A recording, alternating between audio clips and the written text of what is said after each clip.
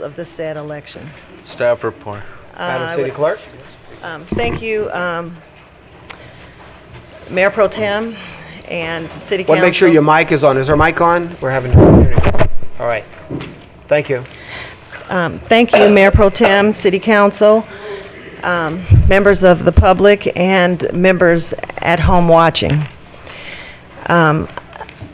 Tonight, I present to you our election attorney, Fred Rucher, who is sitting across from me at the podium, who will be here to also speak in reference of my report, and I am your City Clerk, Yvonne Horton. A special election was held and consolidated with the statewide primary election conducted by the Los Angeles County Registers of Voters. The county is responsible for canvassing the votes for the said election and preparing a certified statement of results. Although the county's register certification is held July 2nd, 2010, the city clerk's office did not receive the copy of the certification until July 13th, 2010, when we sent a courier to pick it up.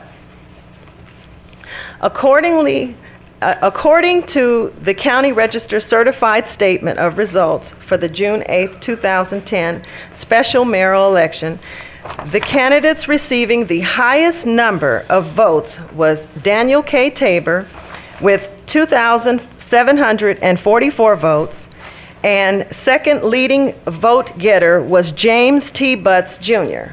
with 2,471 votes. Judy Dunlap with 1,844 votes finished third in a field of 9 candidates. Since no candidate received a majority of the votes for mayor in the June 8th election, Article 7, Section 1.5 of the city charter requires that a runoff election be held between the candidates who received the 2 highest votes. Eligibility of candidate James T. Butts, Jr.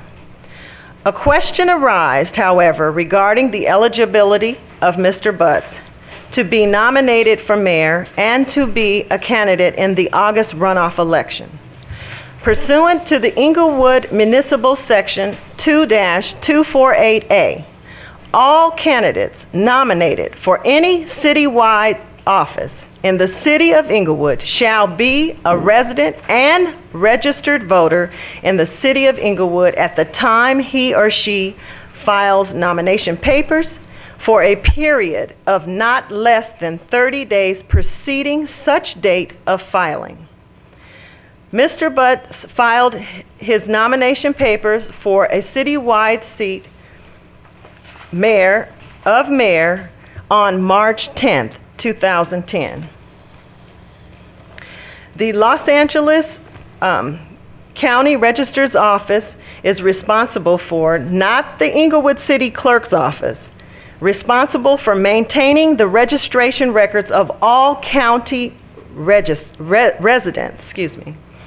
It has been the consistent practice of the city clerk's office to telephone the county register's office in order to confirm a candidate's registration status and to obtain from the county register's office a specific date on which the candidate was registered to vote in the city of Inglewood.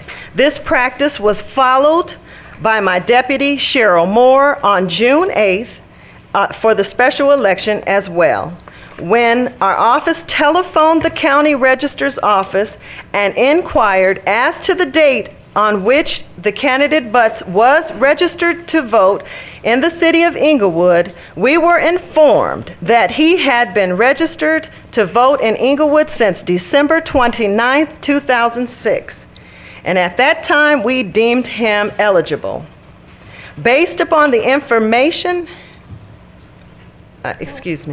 this letter, at that time, there was a letter of clarification as to 2 candidates in this race. 1, Mr. James Butts, 2, Ms. Dunlap. Ms. Dunlap registration was verified and it was checked out, and so we moved forward to Mr. Butts. Mr. Butts, because of this, not a complaint, but a clarification of the allegations that in fact that he was not eligible to run for mayor. And in order to investigate those allegations, my office retrieved the registration records pertaining to Mr. Butts from the county registrar's office.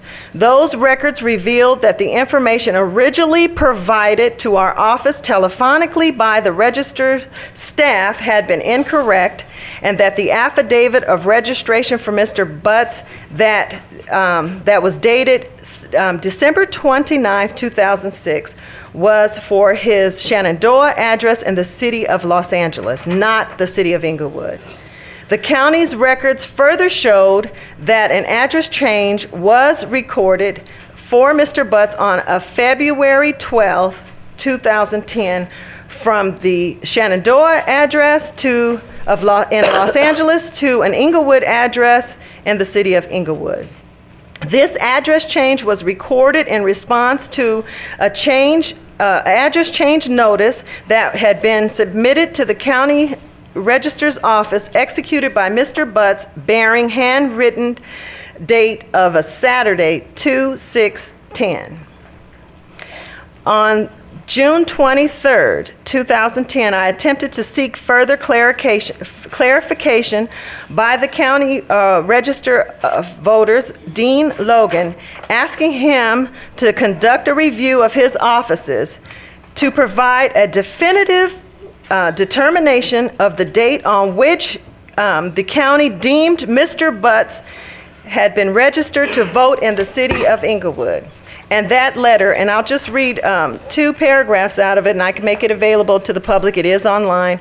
And the reason, let me just state, the reason why this is online is because it's procedure and practice that when we put together a staff report and we send it downstairs, the IT puts everything online. So it wasn't that we singled anybody out or anything, they just happened to be my report.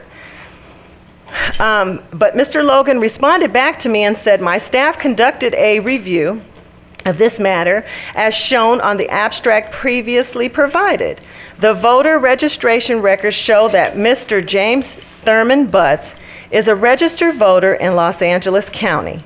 Current registration address on file is 2512 102nd Street in the city of Inglewood, effective February 12, 2010.